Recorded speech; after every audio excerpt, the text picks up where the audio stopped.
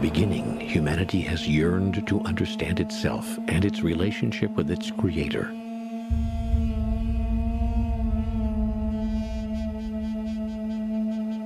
In the days of Moses, the Creator was known as the God of our forefathers, or the God of Abraham, but there was no real name for the divine creative presence.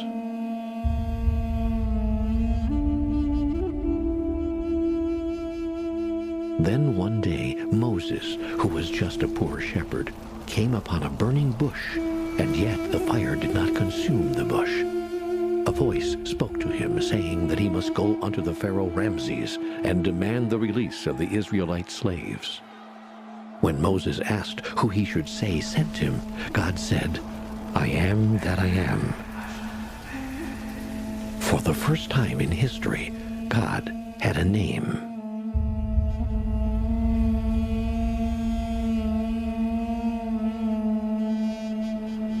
Armed with the power of God's name, I am that I am, Moses produced some of the greatest miracles of the Bible.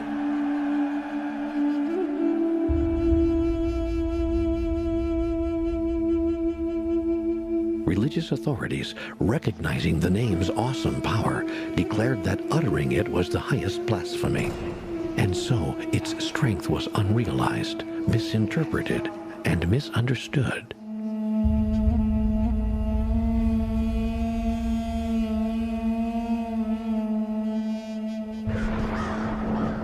Moses never reached the Promised Land, nor did the code that could unlock the awesome power of God's name and set all of humanity free.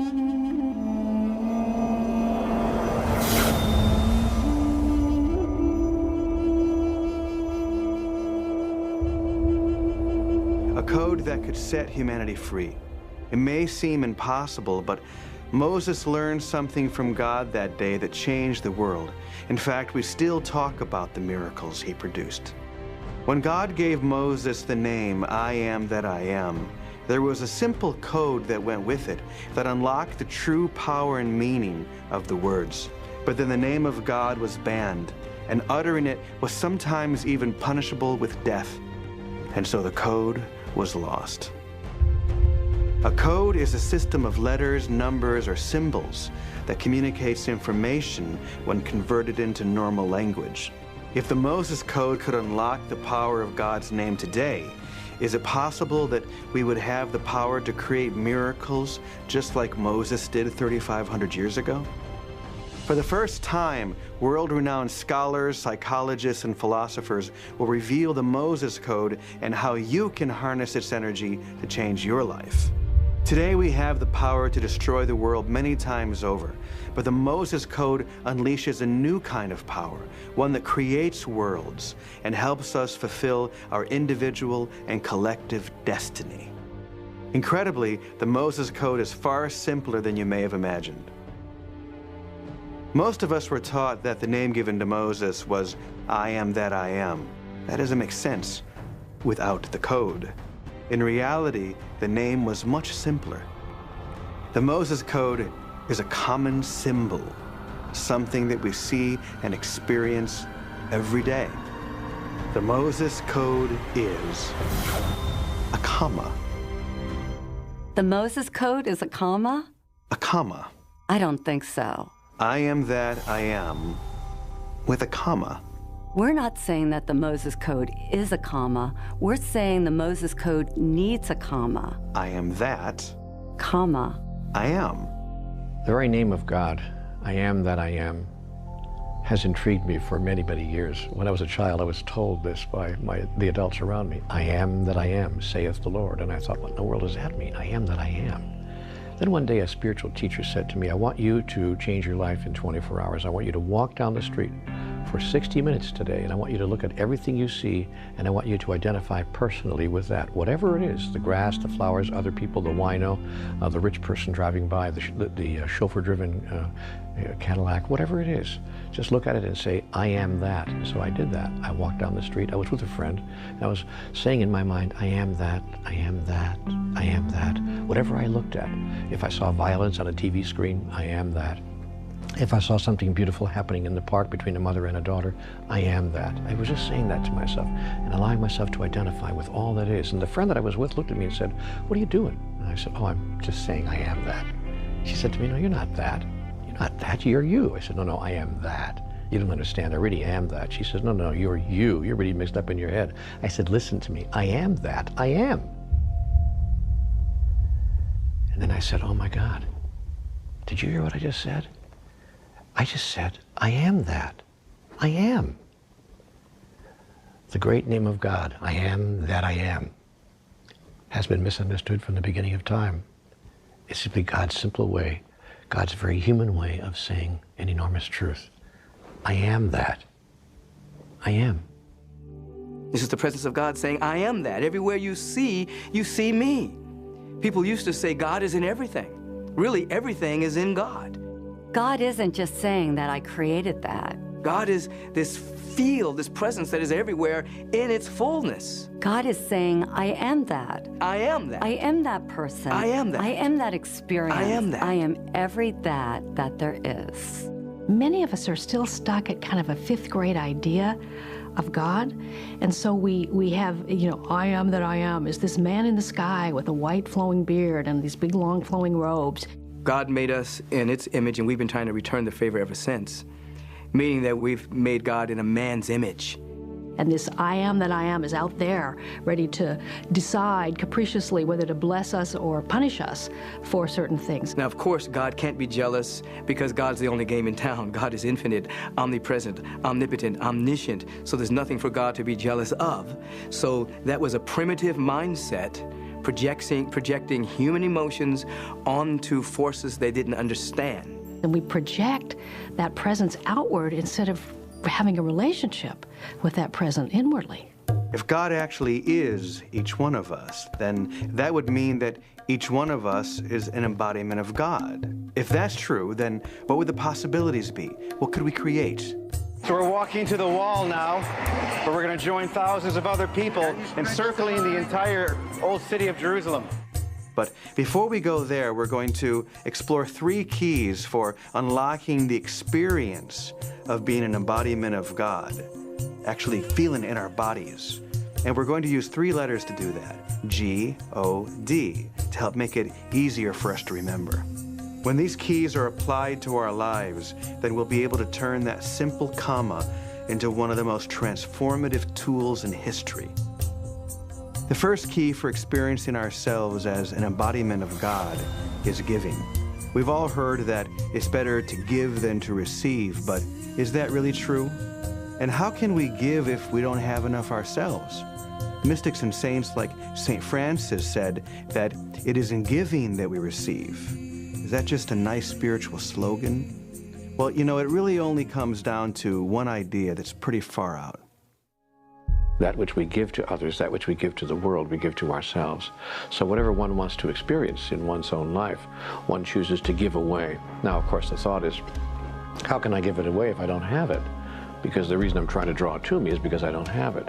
But the very giving it to another is what causes you to realize you've had it all along. There's a part of your brain called the limbic brain that is not time-oriented and it's not object-oriented, meaning it can't tell the difference between itself and others, and it has no sense of past, present, future. That timeless and objectless place in my brain receives what I'm giving because it doesn't know whether it's going out or whether it's coming in. Whatever it is that we are creating for someone else, our bodies experience it first. So when we offer the prayers or the thoughts, feelings, and emotions of peace for our loved ones halfway around the world or between nations, we are experiencing that peace and that healing as well. And in this way, once again, we see the example that giving truly is receiving. So, if you criticize other people, your brain doesn't know you're criticizing them. It receives it as if it was self-directed.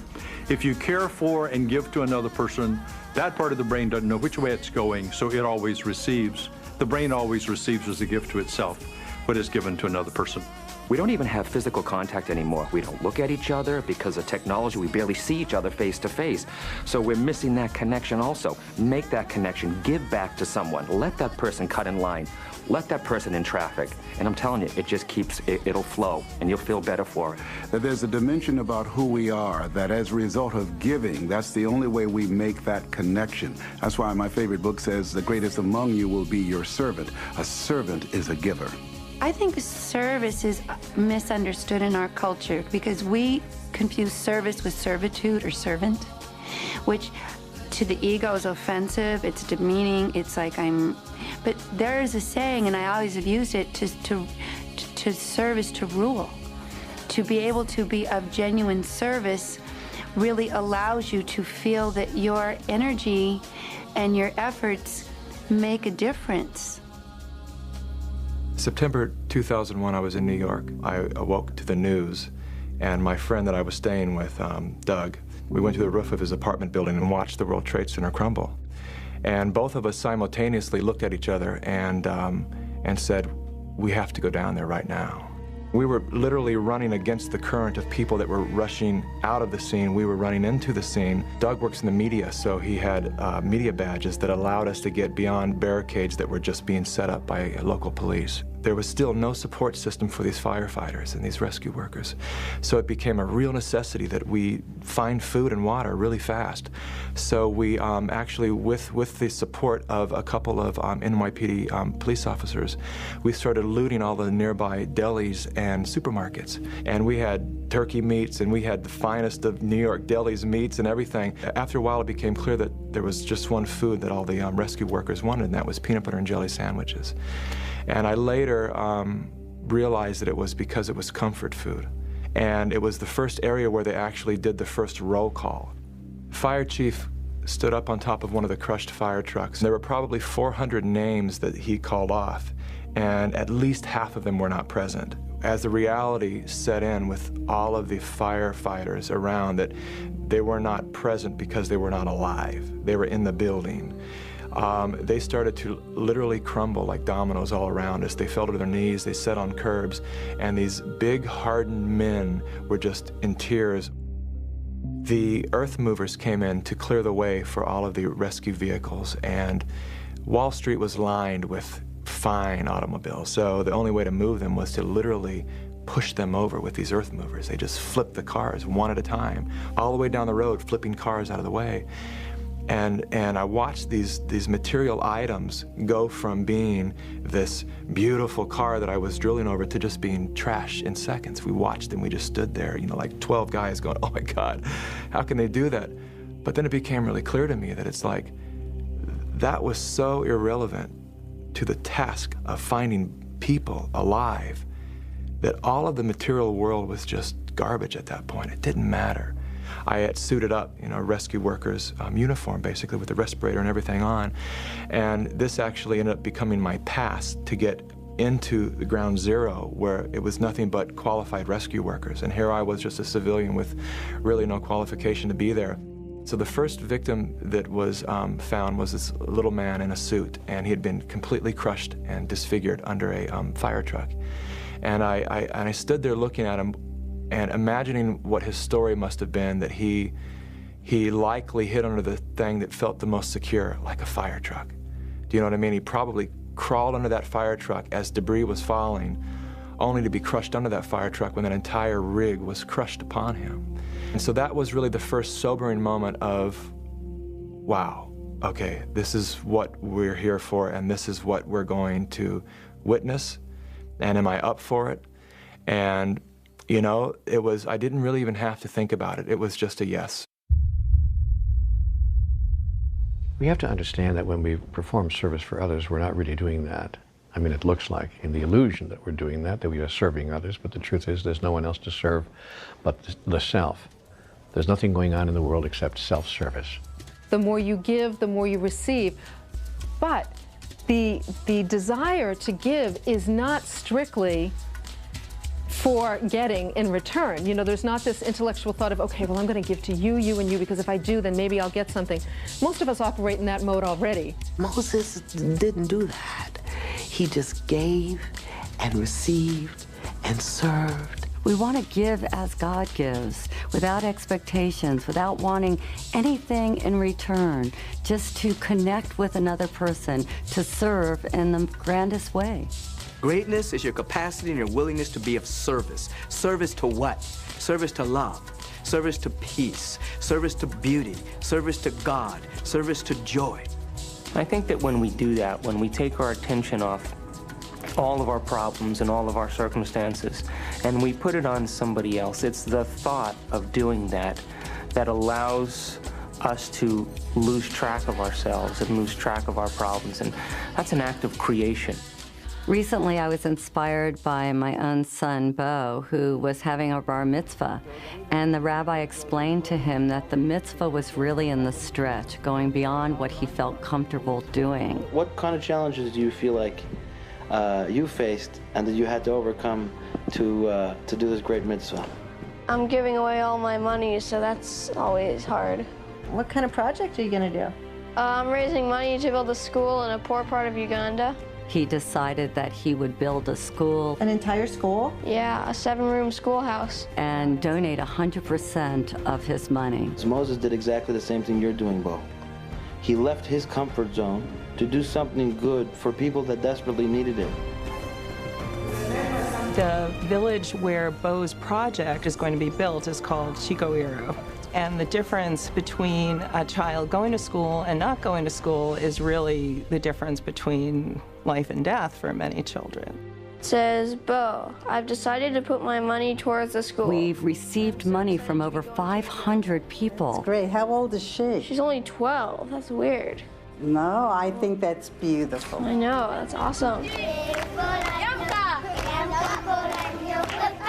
They were just ecstatic, and they really got that this was a child helping children. How does it feel to be a philanthropist? What's a philanthropist? This has been a tremendous opportunity, not just for the children of Chikoiro, but for kids in the U.S. to get the idea that there's more that they can do.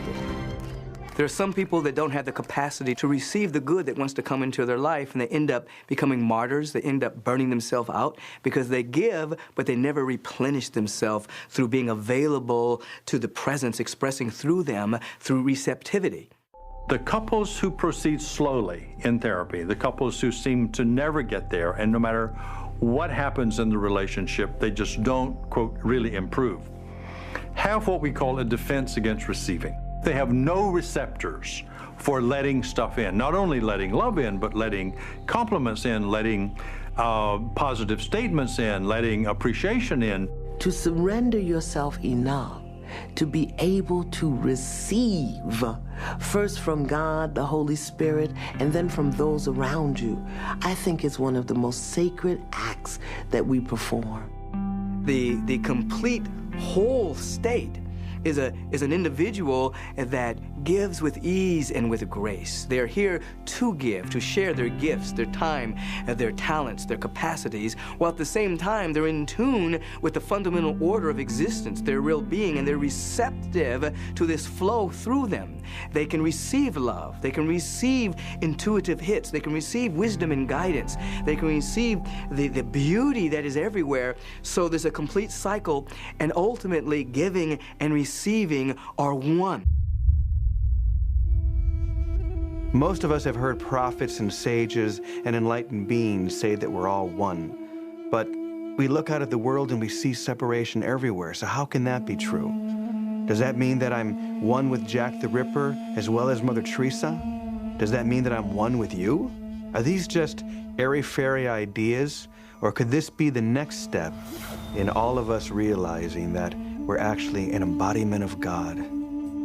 The fundamental principle that you find encoded in all major religions, all authentic spiritual paths, is this spiritual idea called oneness.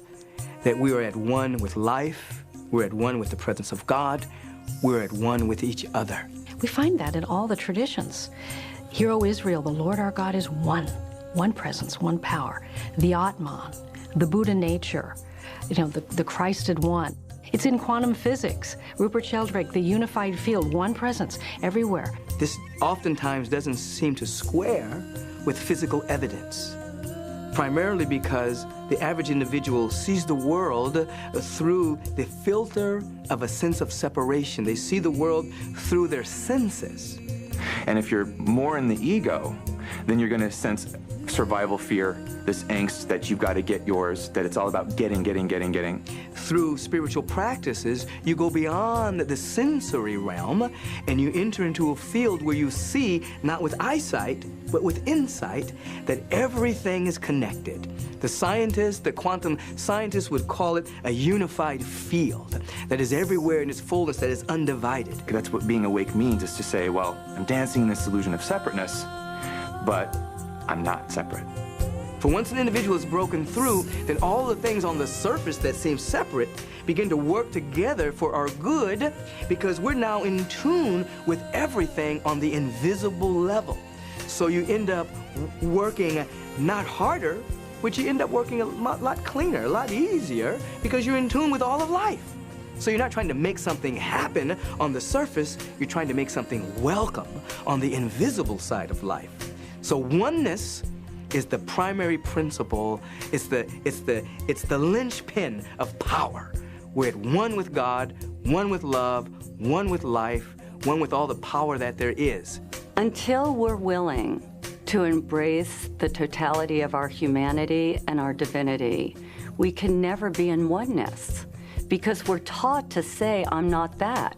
We're taught to say, you know, I see something I don't like, so I don't want to be that, and we push that part of ourselves aside.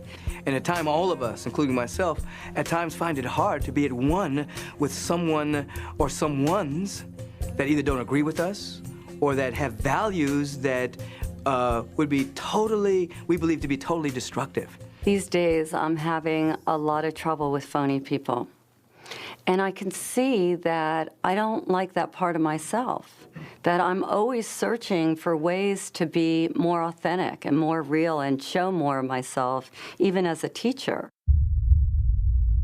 I finally went to take my first nap in 40 plus hours. I really don't know. It was kind of timeless there. And I found an apartment building that had been completely abandoned.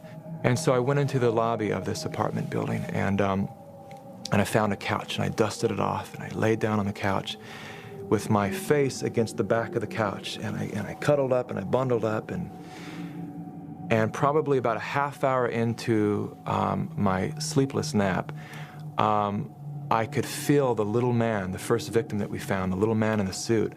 I could feel him kneeling behind me, and I could see it vividly. He was kneeling behind me, his disfigured face staring at the back of my head. I could feel his breath on the back of my neck, and I was pretty terrified. And I just laid there for, I don't know how long it was, 5 or 10 minutes, just thinking, what is he doing? And I was still and quiet long enough for that voice, that voice, whatever you want to call it, my internal voice, that said to me very loud and clearly, this could be your Vietnam, or ... And it just left me kind of hanging like that.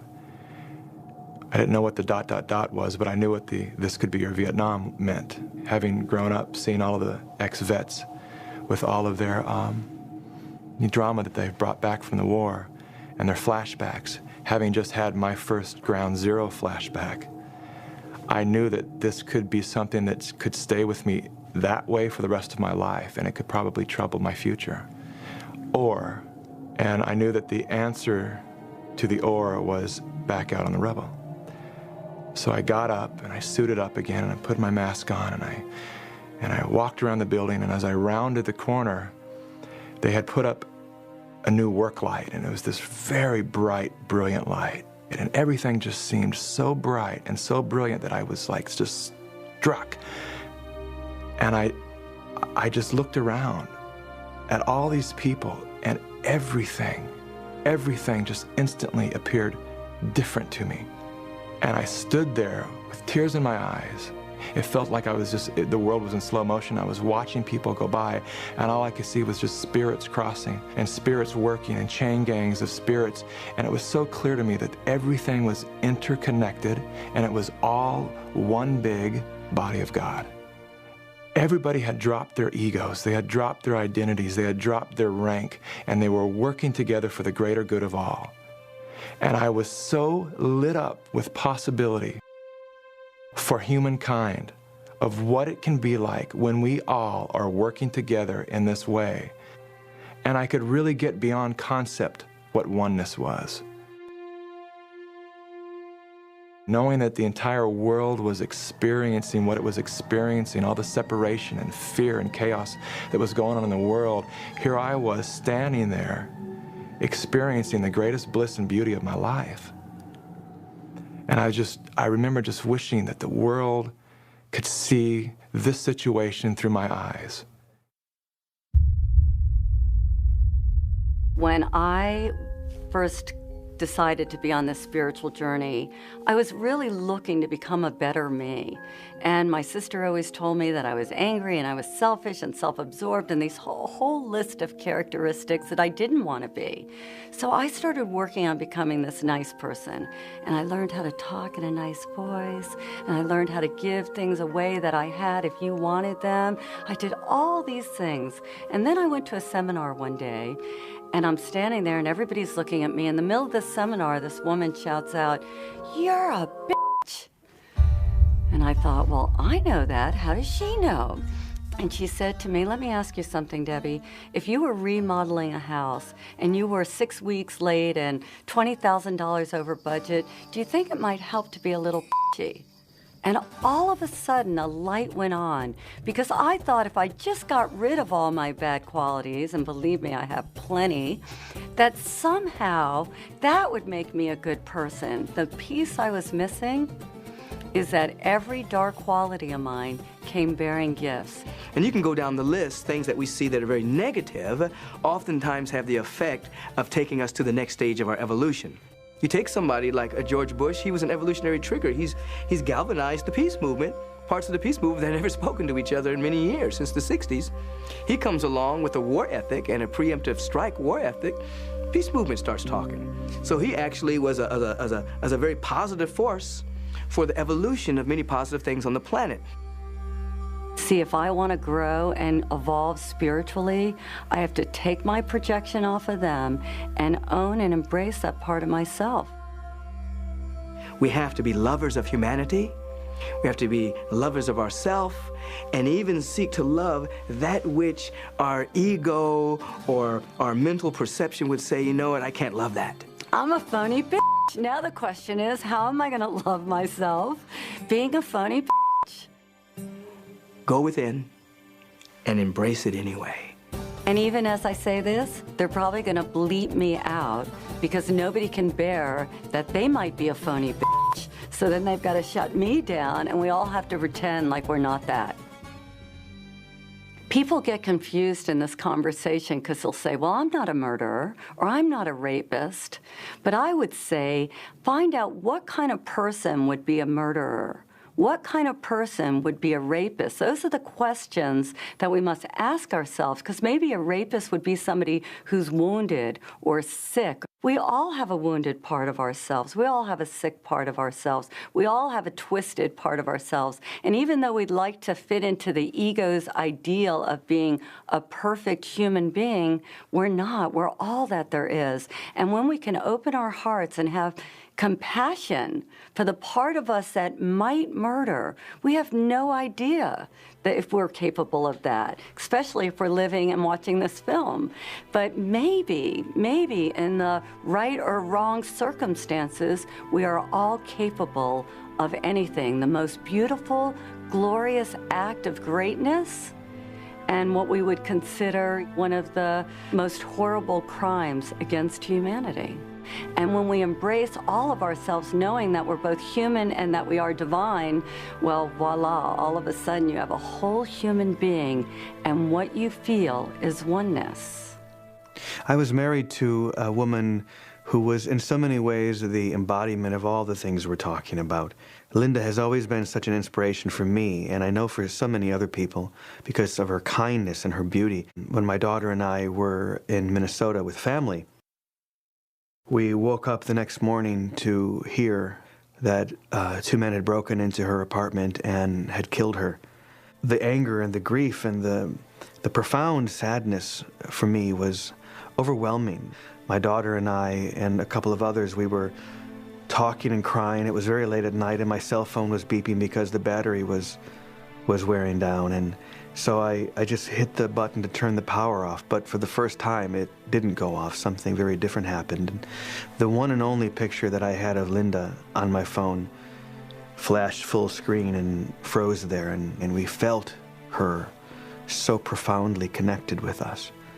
And it was in that moment that I felt this profound shift within me, even toward these men who had killed her. For me, the powerful emotion that I felt over and over again was this connection, this compassion for people who must have gone through something truly terrible to have committed such a terrible crime against a woman who was so beloved and so cared for by everyone that knew her. And there was a song that I wrote and performed at her funeral, and it was a way of both healing my heart but also imagining what Linda would say from the other side of the veil if she could reach back and speak to us about oneness.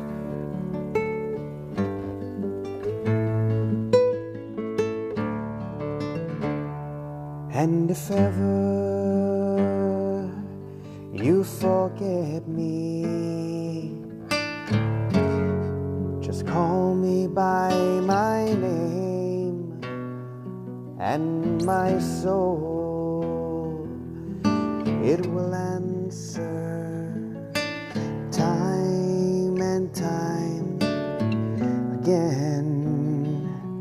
And if ever you should leave me, I'm never really gone. You can find me deep within you, in the one.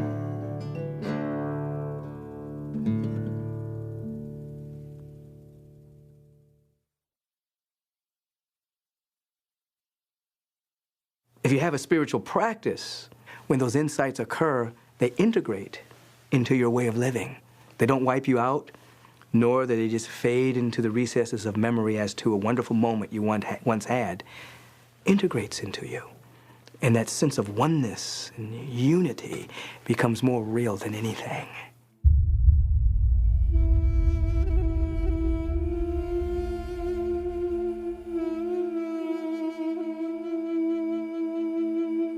Do you have a destiny? Moses believed that his destiny was to lead the Israelites out of Egypt into the Promised Land, while on the other hand, Forrest Gump felt that life is like a box of chocolates and you never know what you're going to get. It can be a little scary trying to tackle an idea so big, but it might be worth another look, since the final key to experiencing yourself as an embodiment of God is to uncover your deepest yearning and your reason for living. The calling is always upon us. There's always something within us that wants to become conscious of itself as us. It's called the next stage of our evolution. There's something within all of us that we must express. So Moses represents you and me, an ordinary person on an ordinary day having an extraordinary experience, where Moses climbs a mountain and there he has an encounter with a presence that shows up as this flame in a bush that is burning, but the bush won't be consumed, meaning that the source of this presence isn't in the material realm. The source of this presence comes from and is presencing that which is divine and eternal. And Moses doesn't know quite what to do with this, as either you or I would do. He knows there's something in him that knows this is about to completely transform his life.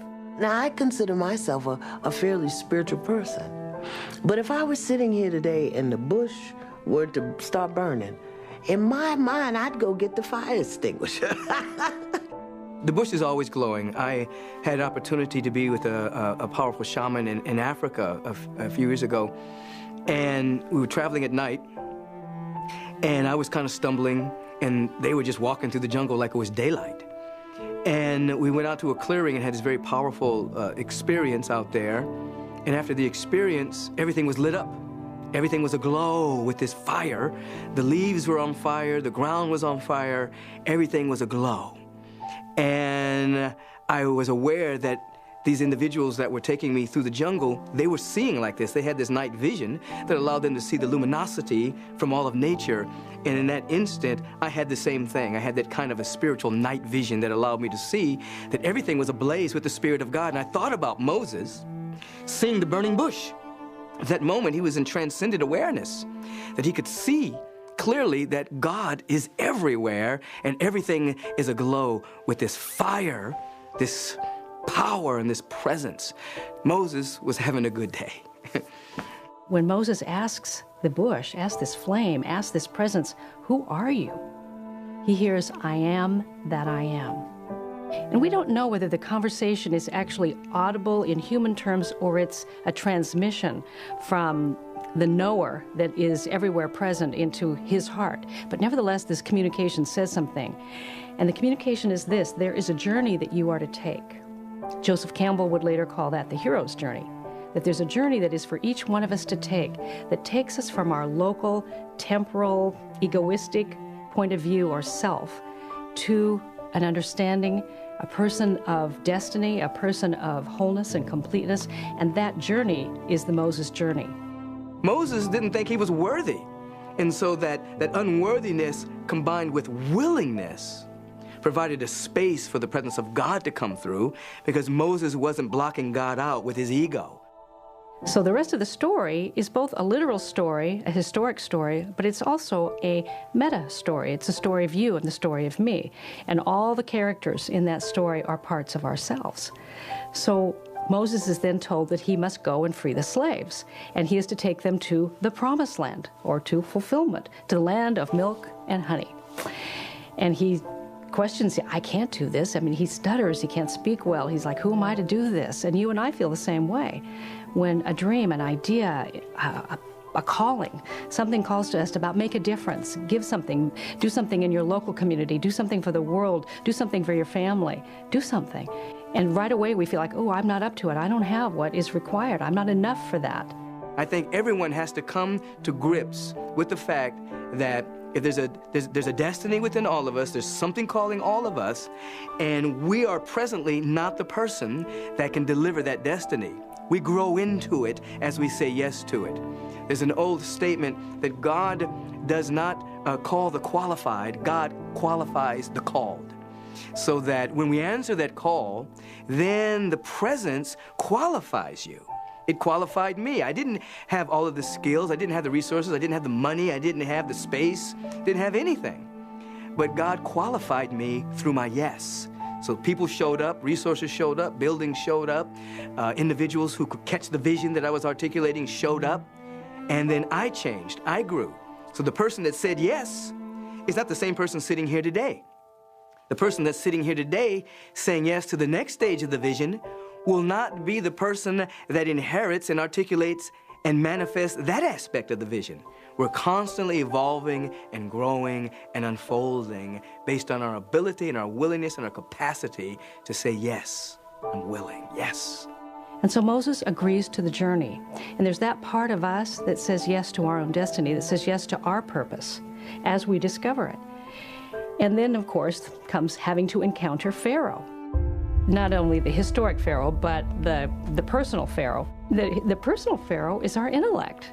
It's the part of us that's all made in agreement with the kingdom of our lives as we've known it, with everything just as it is, the status quo, the comfort zone. And then there's this part of us that wants to emerge, this part of us that wants to make a difference.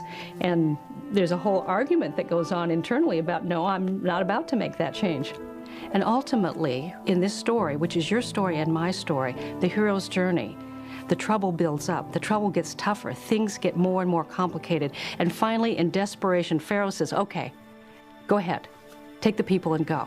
Now, the thing that I find very interesting about Moses is that he had a speech impediment.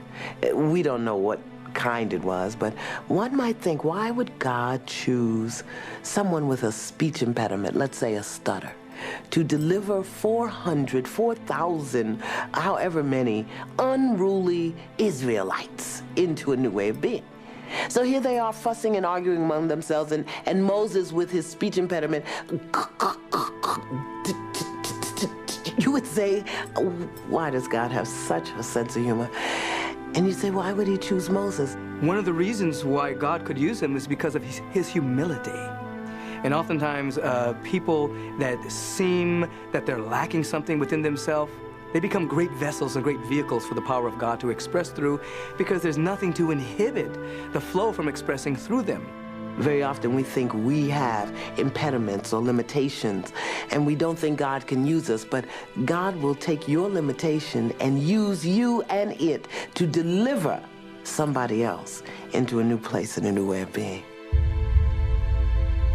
So the sea opens, and then the real journey begins, because they spent 40 years in the desert.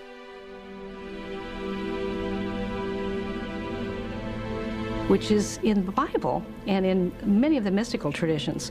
40 is symbolic of simply this: the amount of time required for transformation. Noah has 40 days in the flood.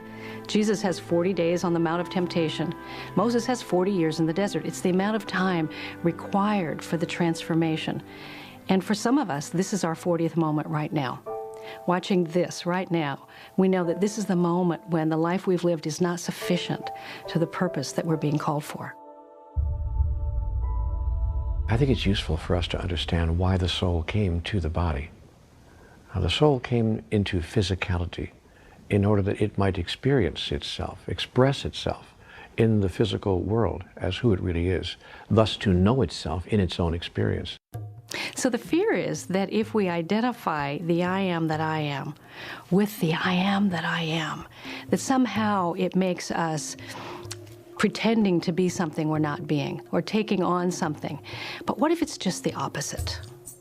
What if by saying that I am an opportunity for the I am that I am to presence divine love through my hands this day to a child that I'm teaching, or to an old person I'm helping carry the groceries, or to someone that I call who's in pain or hurting in some way, and I'm the voice that comforts them? What if when we give ourselves just the possibility that if we allow ourselves, the I am that I am might be an avenue through which the I am, that is God, that is the presence, that is the power of life itself, might find a way, an entry point to make a difference for good right here on planet Earth. But we got to be careful here, because when the ego starts to think that it's God, it just gets arrogant, it gets greedy, it takes us over completely. It's not a pretty picture. We have to dip into our soul, to our essence, in order to be all that there is. The difficulty is this: we're a mixture of a constellation of different identities that have emerged for different reasons. We're mothers, we're fathers, we're brothers, we're sisters, we're employers, we're employees. There's all kinds of identities, and every single identity is pulling upon our energy for its survival.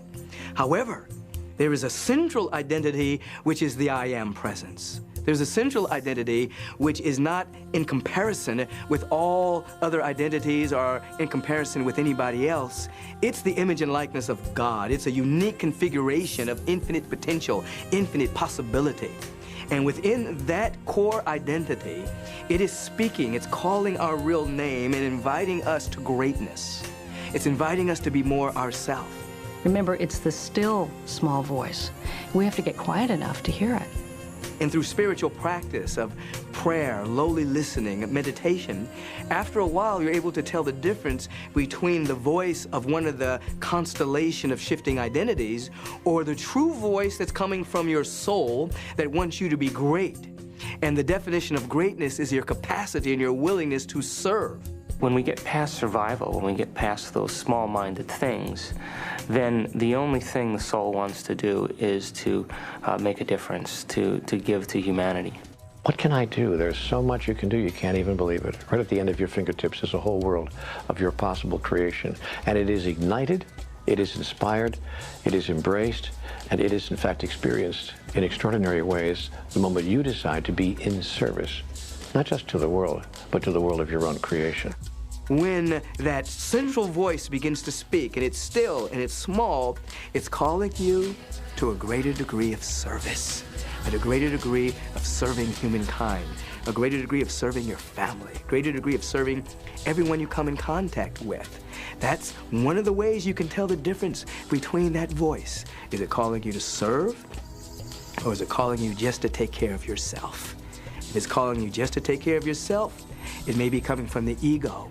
The question often rises for us, so how do I know the difference between God's will and my will, and do I have a will? What do I do with my will? And my understanding of that is that, where is God? Jesus said the kingdom of God is within you. So within us, we know we have the Pharaoh part, or the intellect, or the part of us that argues for circumstances that we know. And then there's the prophetic part, or there's the part of us that does have a destiny, that does have a call to make a difference for good. And so when we align the Pharaoh with the heart, then we align our will with God's will. When we enact creation, we are emulating the Creator. And the result of that is that we feel good. We feel love, we feel expanded. Your soul needs inner peace, it needs contentment, love, creative expression, and of course divine connection. Those are the qualities that make you feel good. You're actually wired so that you'll know you're on track by the aliveness you feel. I am that I am. And it's in your being, your embracing of the presence and standing in that, that you give the greatest gift that you can to the world. And so the understanding about that and the living from that is the journey. Course in Miracles calls it the 18-inch journey from the head to the heart. In that moment, standing there, overlooking ground zero and all the chaos that was going on, arose my life destiny. All my selfish pursuit of trying to get what I needed to get and be where I needed to be in my life just seemed ridiculous. I knew that from that point on, my life would be about all of us. It would be about community. My heart was so filled with possibility of what we're capable of when we're working from that point. Because I know it's possible, my whole life now has been about recreating that community. It is the catalyst for my wanting to create Elevate Film Festival, which is, when you really break it down, it's just a community of people who understand this oneness that I'm talking about. Can we bring people into an experience that's so much bigger than who we think we are, that we can experience that level of oneness? Because when you do, there's nothing more beautiful in this lifetime and this experience. There's nothing greater than that. The kingdom of God is unconditional love. The kingdom of God is peace of mind. The kingdom of God is joy in my soul. I said, yeah, let me seek that stuff. And then I don't have to worry about getting anything, being with anybody, doing anything special. Let me go for the unconditional love, first of myself, and then to be able to extend it to everyone else. Let me go for the peace of mind, where I'm not worrying about what might happen, what could happen, where I'm just embracing the presence, my I amness, the manna of God in this right now moment. Let me go for that. And let that trickle down and fill every other aspect of my life. That's the kingdom. To that degree that we begin to know who we are, that who I am behind my eyes is the same person that you are behind your eyes. And that's the kingdom, and that's the connection that connects all of us. And as we get closer to that, then we begin to manifest the attributes of that in our life and our daily living.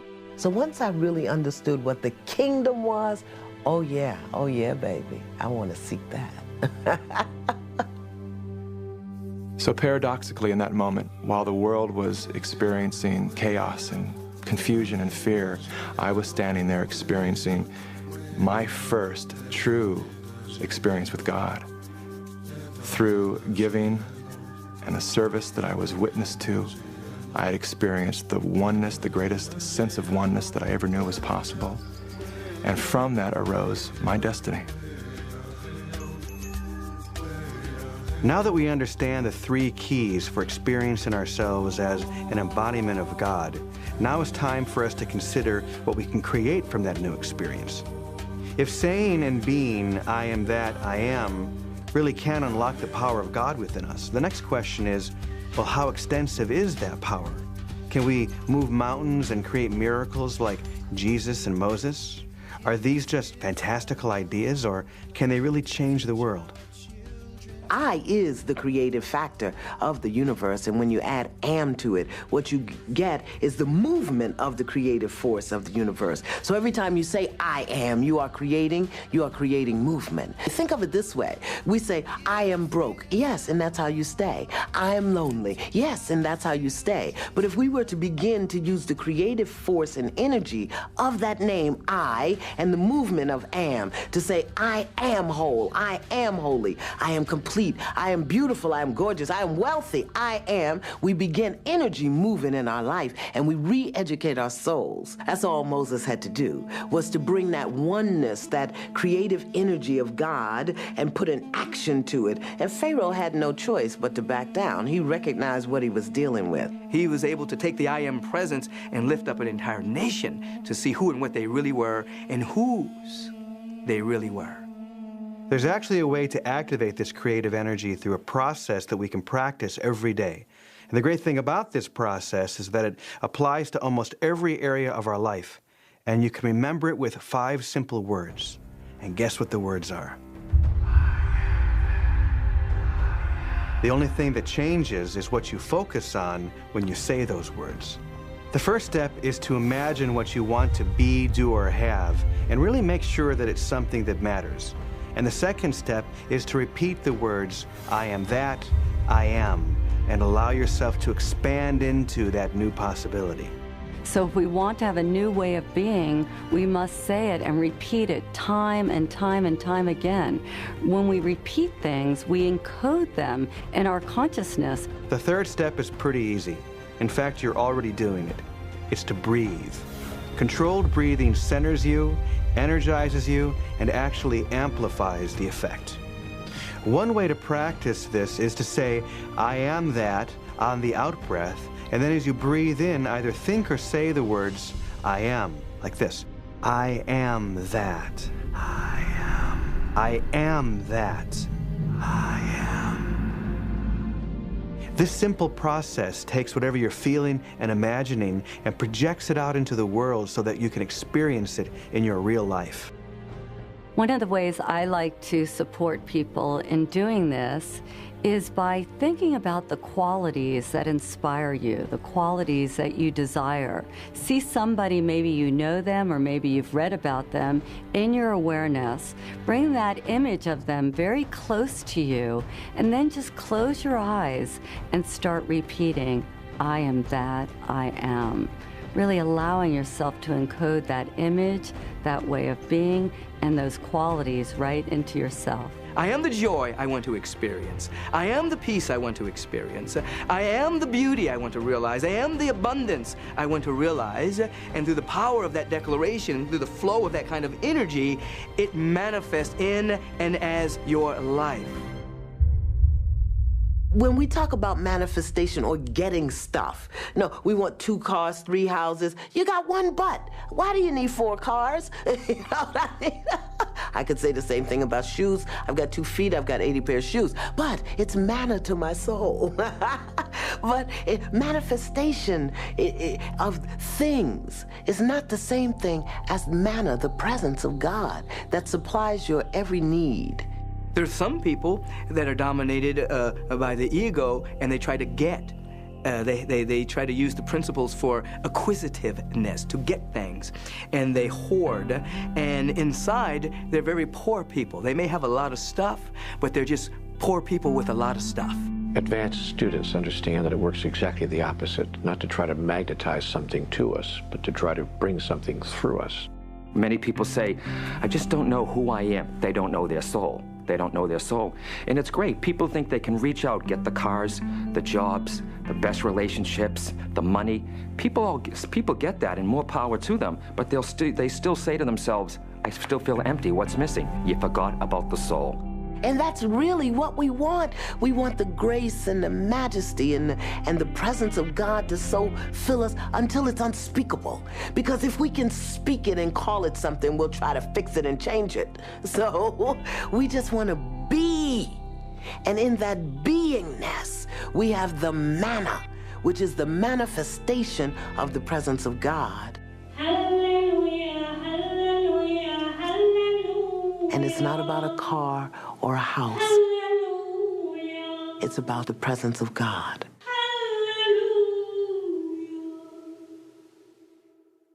Truly embodying the God presence isn't just about being saintly and having this upward connection to the divine that we would call mystical and enlightened, but it also requires that we fully inhabit our bodies and fully be in our sensuality, our sexuality, and really combine and fuse those energies. Love is God, God is love. So you are God, you are love. And when you use that energy of love, God will always say yes. It will manifest exactly what you want. So if you can access that feeling of oneness or the energy of wholeness, what Jesus calls the kingdom of heaven within you, then you can begin to experience that all around you in the world. But if we have an idea that something other than the kingdom of God is something we would seek after, then we will create, because we are so powerful, we will create in our own illusion that which is not of the heaven of which we dream. That is, we'll create our own hell on earth.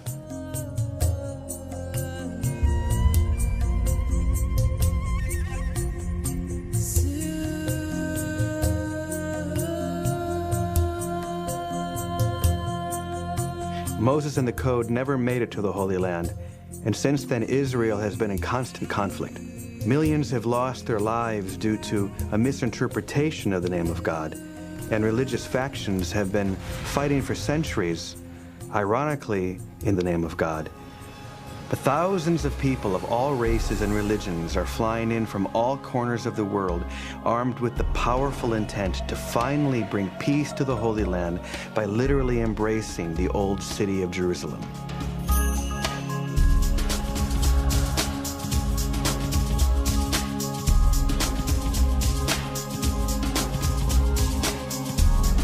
At the time of the hug and before, it is important for us to keep our pure intention and relax.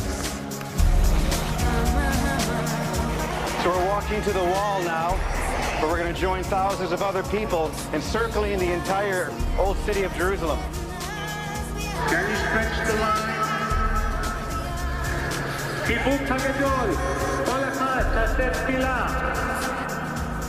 We're here facing the wall, so as you breathe out, you say, I am that, meaning I am that peace in Jerusalem. Feel the peace radiating from this city.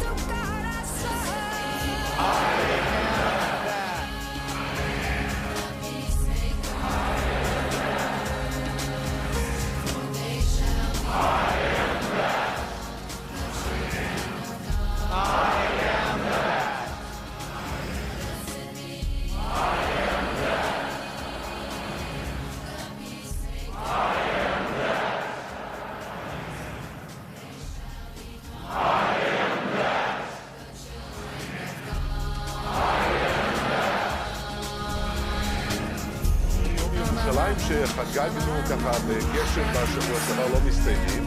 הנה הפעם מחבקים את ירושלים. And so, 3,500 years later, Moses' journey is complete by delivering the true meaning of the name of God to the Holy Land. It began with a conversation, but continues today through each one of us. The door has been unlocked. Now it's up to us to step into a new world.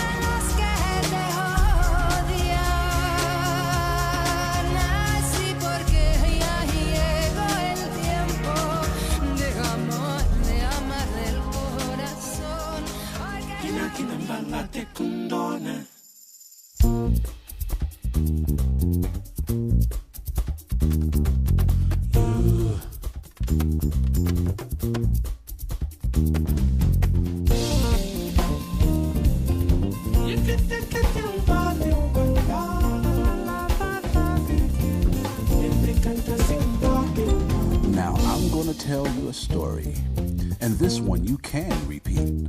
I saw God the other day, just walking down the street. I said, hold on just a minute. How do I know it's really you? She gave me a simple answer. She said, you don't, unless you do. Wait a minute, I don't quite understand all this. Tell me, what do you want with me? You see, I'm not a religious type of person.